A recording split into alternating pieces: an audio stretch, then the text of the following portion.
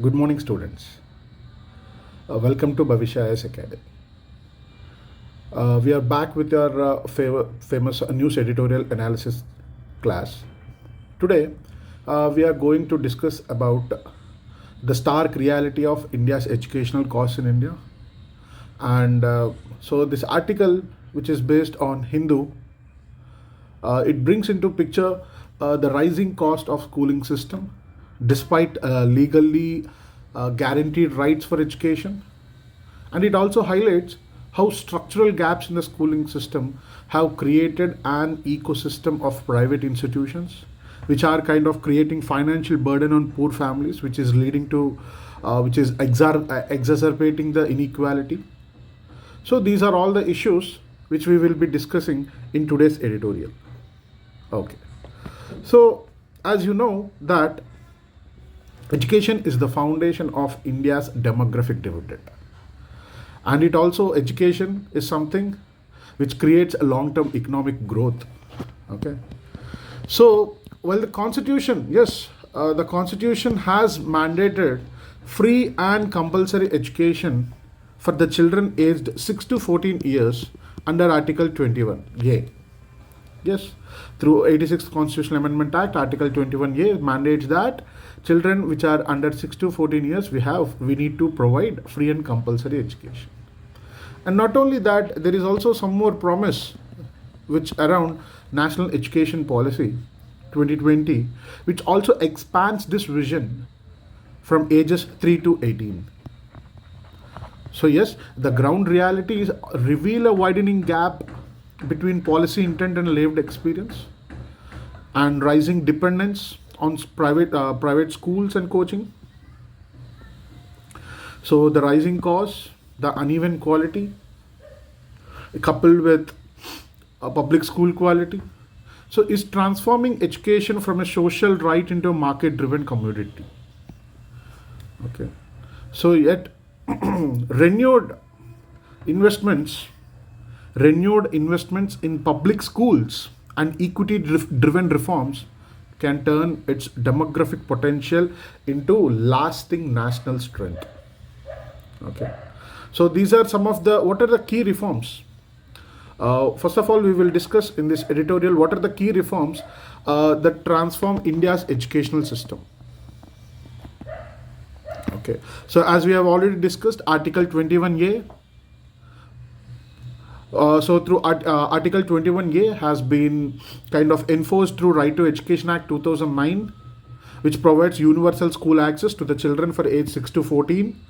And the achievement of RT Act is it achieved near universal primary enrollment with ratios almost exceeding 95%, which is commendable. Not only that, National Education Policy with 2020, which is a paradigm shift which replaced the 34-year-old NEP 1986. It has introduced 5 plus 3 plus 3 plus 4 structure. Previously, it used to be 10 plus 2 plus 3 under. So 10 plus 2 plus 3 system, which is under 1986 National Education Policy. But this NEP 2020, which focuses on conceptual understanding.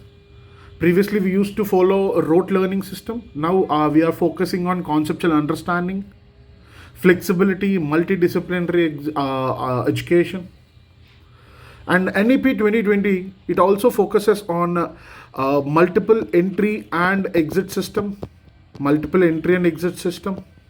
academic bank of credits for lifelong learning, promotion of multidisciplinary universities, establishment of Higher Education Commission of India to streamline the education. So these are some of the major reforms, such as multiple entry and exit system, academic bank of credits for lifelong learning, multiple universities, promotion of multiple universities and phasing out of single disciplined colleges, establishment of Higher Education Commission to streamline the regulation. So these are some of the major important reforms that have been taken to reform the India's education system itself. Apart from this, the schemes that have been launched are Samagra Shiksha program, that is Samagra Shiksha Abhiyan, which is provides holistic support from pre-primary to class 12, covering more than 1.16 million schools. And there is one more mission called as Nipun Bharat Mission, which is based upon foundational learning reform. So foundational learning, all the primary school learning, the foundational learning has to be reformed. So the Nipun is National Initiative for Proficiency in Reading with Understanding and Numeracy. So understanding skills will be enhanced, numeracy skills will be enhanced. Okay? So it aims for foundational literacy and numeracy by grade 3. So it focuses on early grading of pedagogy. So teaching pedagogy, so teaching support, it also provides teaching support, it provides learning outcomes. Expansion of digital public infrastructure. Yes, sir. Expansion of digital public infrastructure. Now the mode of learning has been reformed, transformed. India has heavily invested in digital public infrastructure for education, DPI. For example, Swayam. This Swayam is something called as massive open online course system. So open online courses which expand access to higher education. Diksha platform has over more than 200 million users. It supports teachers and students with the digital content. PM eVidya, it integrates TV, radio and online platforms to reach students without internet access. Okay? Yes, there are more schemes. Even not only that, this the other national initiatives such as Kasturba Gandhi Balika Vidyalaya, it supports girls' education in educationally backward blocks. Eklavya model residential schools for ST students. So even there are more schemes such as Begum Hajrat Mahal National Scholarship for the minority students. PM SSV for OBC students. So these all schemes, these national schemes focuses on inclusion and social justice. So it wanted to make education accessible to all, accessible to education. But yes, there are some key issues. Yes, even though the reforms have been mandated, even the reforms have been brought by the government of India, but some of the issues that have been associated with India's education system. What are the chasms or the breaks or the cleavages or the issues that are associated with India's education system? So policy is there, intent is there, but there is no practice or limited practice. Sir, first one is, sir, inadequate funding and infrastructure. Yes, you are listening it right. Dekho, the National Education Policy 2020 has targeted for 6%, that it recommended 6% of GDP. 6% of GDP should be on education. But India, it spends around 3 to 3.5, a minuscule 3 to 3.5% of GDP on education. So what happens, sir? Because of low funding, many schools can't build or maintain facilities like science labs. No science labs, no libraries, toilets, drinking water, digital learning tools are inaccessible. So poor infrastructure kya hoga, sir? Poor infrastructure, it slows the learning and it sometimes keeps the kid from even going to school. Am I clear? Okay. So public education, so the minimum spending, inadequate funding by the government of India and the budget constraints. We have budget constraints need to be reformed. We will discuss about that, but we will just discussing what are the key issues that are hindering India's education system. Yes, sir. Education is a social right. Education is a public service that need to be provided by the state to the citizens of India. But what happened? Education has become a market good. Education has become a market good. Commodification of education has happened.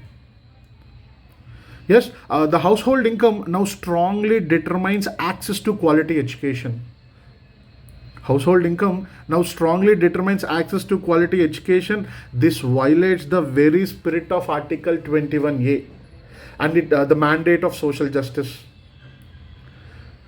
अब देख सकते हैं sir, I mean, this is the fact that you need to remember. Households with children in private schools, they spend an average of 25,000 rupees per student per year. Per student per year, this is the spending, sir. But which is nearly 9 times the gap of annual spending of a government school.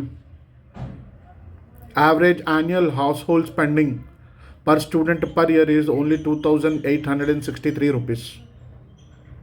So it highlights the heavy financial burden of private schooling, which is a very, very burden to the families. So just apart from this, yes, sir, the funneling effect. You know this? This funneling effect, also we call it as a transition crisis. The Right to Education Act successfully created a pull factor. Right to Education Act has successfully created a pull factor. What do you mean by this, sir? That primary enrollment has more than 95%. That is no doubt. I mean, more almost out of 100 students, 95 students are enrolling in primary schools. But what is happening? But because of low quality, because of quality issues, because of a weak foundational learning, it is leading to it is unable to the education schools or the secondary education or the children are unable to transition to the secondary enrollment. So this phenomenon is often described as the funnel effect, where a wide base of primary students is there, but it narrows drastically at the secondary level. It narrows drastically at the secondary level due to specific structural and socio-economic bottlenecks. Structural and socio-economic bottlenecks. So why? Because the system suffers from poor internal efficiency, meaning it brings children in, but it fails to retain as they transition to higher grades. It is failing to retain the children as they transition to higher grades. So this phenomena we call it as funnel effect. This phenomena we call it as funnel effect. Yes, policies like there are some policies like automatic promotion is there, sir. There are some policies like automatic promotion only up to class 8. Automatic promotion is up to class 8, which ensure high retention in early years. It ensures high retention in early years, often without ensuring commensurate learning outcomes. So the learning outcomes are reducing, they are declining because of automatic promotion. Okay. So the recall over reasoning trap, we call it as. And apart from this, yes, the two critical deficits, digital access and research innovation. As you can see, the R&D spending as percentage of GDP is minuscule 0.65% when you compare with China, US and Israel. So research and innovation deficit in higher education. We are spending very less in higher education or mainly in research. And the other issues which we cannot discuss, I mean we can discuss, that is teacher shortages, the curriculum, the outdated curriculum, the teaching pedagogical methods are very traditional in nature, even the poor teaching qualities, especially in rural areas, they have huge teacher vacancies. So teacher vacancies is high and they have a high pupil teacher ratio. So over 33 lakh students across the country are enrolled in more than 1 lakh single teacher schools. This is Ministry of Education statistics, sir. Okay, see, you can see that even the basic infrastructure such as functional computers in this digital era is, it's only 32% of schools have computers, 24% have smart classrooms in this digital era. So what education we are talking about? how much we are spending, that we need to recalibrate, reconfigure, re-strategize towards our educational system. If we want to provide a better citizens tomorrow, we need to invest on education. Okay. So yes, what measures can be adopted? What building the bridge from promise to reality? Building the bridge from promise to reality. So what is the promise, and how to achieve the reality, and how we are creating that kind of bridge? So what are the issues that need to be sorted out? In which areas we need to focus? As you know that, so reinvest to restore trust in public schooling. Yes, enhance the public investment, enhance public investment and financing in education. As National Education Policy 2020 has mandated 6% of GDP should be spent on education. Yes, try to please gradually increase the public spending on education from currently 3 to 3.5% to 6% of GDP. So that school infrastructure will increase, will enhance, teacher recruitment, training, we all need to focus upon. So public schooling system, so that there will be minimal dependence on private education, because the private education is becoming costlier and it is linked out of pocket expenditure. So minimal dependence on private education. Even case studies, you can say, you should mention that case studies from Delhi and Kerala show that high quality public schools can regain community trust. Yes, they have regained community trust, and they have even drawn the students from private institutions, because because the education itself is a public good, and when there is high quality public schools and very quality education is being provided in the public schools, why to invest in private institutions when public schools are doing better? Because it has also regained the community trust. Even they wanted to reduce their pocket expenditure when public schools are doing better. So you should mention these, that Delhi and Kerala have actually reverse migration kind of. The schools have drawn the students from the private educations itself. This is itself a great success story that we can say. Okay. Next, yes, improving access and equity in higher education enrollment. Improving access and equity in higher education enrollment. Yes, sir. See, expand public universities, expand degree colleges in low gross enrollment states through targeted central assistance. You know that even you can implement these kind of practices, fee regulation for private schools to reduce household burden. Example, Tamil Nadu fee regulation committee model as an example. Tamil Nadu's fee regulation committee model as an example. Tamil Nadu's long-term investment in public higher education. Tamil Nadu, to improve the access and equity in higher education, Tamil Nadu's long-term investment in higher education. So Tamil Nadu is doing great in education. So Tamil Nadu's long-term investment in public higher education, or if you want for the regulation, you can set that. You can quote this model that Tamil Nadu Fee Regulation Committee model should be replicated all across India. Okay. So next, yes, sir. We need to strengthen the research capacity. As we have discussed, only 0.65% of GDP is being spent on research and higher education. Strengthening research capacity and innovation ecosystems in higher education. Promote industry academia linkage. Promote industry academia linkage, collaboration in emerging technologies. Okay. Even you can say that, sir, fill vacancies and mandate continuous professional development using platforms like Diksha, Nishta, making in-service training mandatory. Because India need to fill teacher vacancies through regular recruitment and national deployment. Not only filling the vacancies, but in-service training should be made mandatory. Upgrade infrastructure, upgrade school infrastructure. You can use this UD's data for targeted infrastructure planning and monitoring.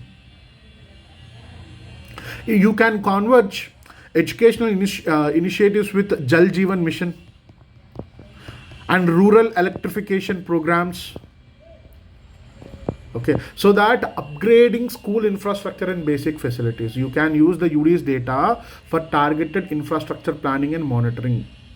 You can converge educational initiatives with Jal Jeevan Mission, rural electrification mission, kind of.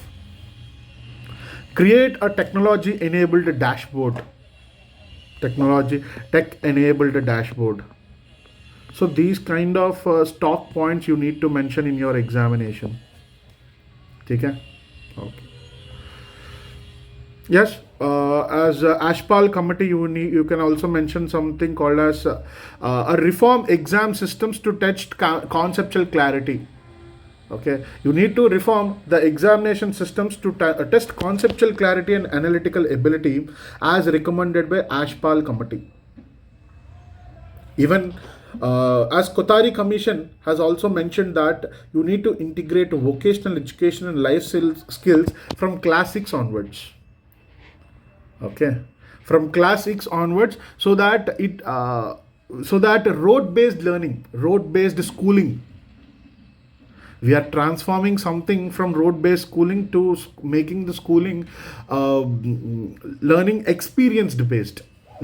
as experienced based rather than road based learning. We are trying to increase the students conceptual clarity, analytical ability, real world application. Okay, this is how you will transform the curriculum, teaching pedagogies. As Ashpal committee has said, you need to reform the examination systems. Even not only that, sir, even PM portion. How to prevent the dropouts? Strengthen and scale up schemes like Kasturba Gandhi Balika Vidyalaya residential schools, EMRS schools, Ekalavya model residential schools, so that we can prevent this funneling effect. Yes, we need to strengthen the PM portion, which is midday meal scheme, to improve meal quality, nutrition, hygiene, boosting retention. Okay, bridging the digital gap, provide low cost devices and establish community digital learning centers in disadvantaged areas. Okay, we need to provide low cost devices and establish community digital learning centers. Okay. So yes, you can provide all these suggestions. I mean, more than enough. It would be more than enough for your any kind of answer on education and its reforming on education system.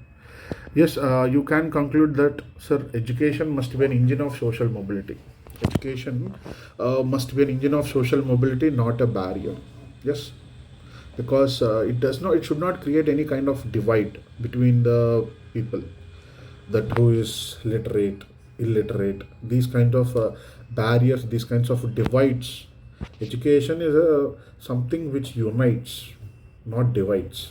But because of unequal access to education, government school, private school and all, etc., it is kind of creating a divide, elite, poor kind of divide. So India's future, as you know, India's future depends on transforming education. If you want to tap the potential of demographic, if you want to tap this demographic dividend, transforming education from a market privilege to a constitutional right.